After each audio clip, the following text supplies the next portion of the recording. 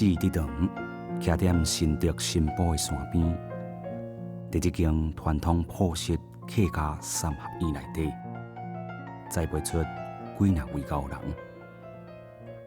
台湾文学家吴道流就是其中一位。吴道流自细汉就受到阿公汉学的教育，厝内时代嘛请用伊真济养分，互吴道流伫咧各方面拢真有出脱。台湾总督府台北师范学校出业了后，嘛开展伊教师的生活。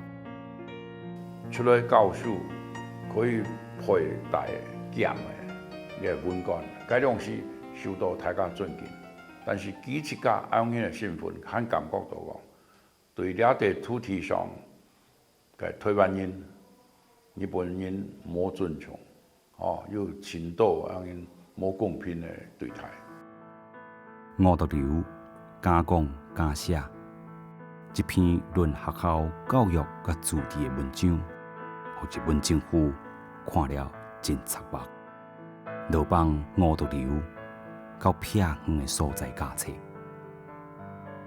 1940年，新德军运动大会，因为发生日本刀客侮辱台湾教职员事件，伊愤慨辞职，去到中国追求祖国梦。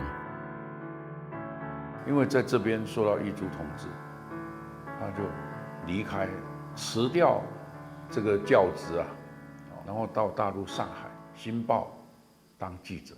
经过在那边的体验，他才发现，哇，原来那个祖国大陆，比日本人还糟啊！所以他非常失望。记者生活一看几落冬，人生嘛行过一大半。吴道流伫文学成就顶面，算是大只鸡慢啼。伊的长篇小说《阿西阿的故事》，写出台湾受日本殖民统治、无祖国的认同困境。自传性作品《无花果》，写伊亲目睭所看见的228事件。因为伤过敏感，虽被列做禁册。伊的台湾恋巧，甚至在伊过身了后，伫张条正的帮忙之下，才有机会来出版。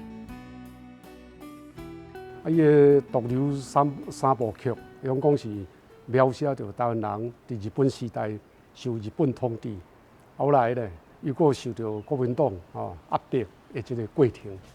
所以，伊的小说用讲就是咱台湾历史血泪的记载，而且对台湾人来讲是一个真重要的历史记忆。吴道流伫1964年创办这个台湾文艺，伊的想法就是要创造一个真正的台湾文学。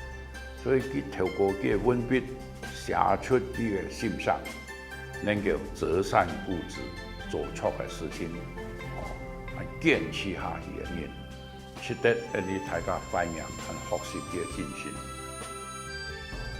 伊甲规世人的心血，拢奉献伫台湾文学顶面，嘛是大家公认的铁血诗人，更加是日本殖民时代甲战后台湾文学的一座桥。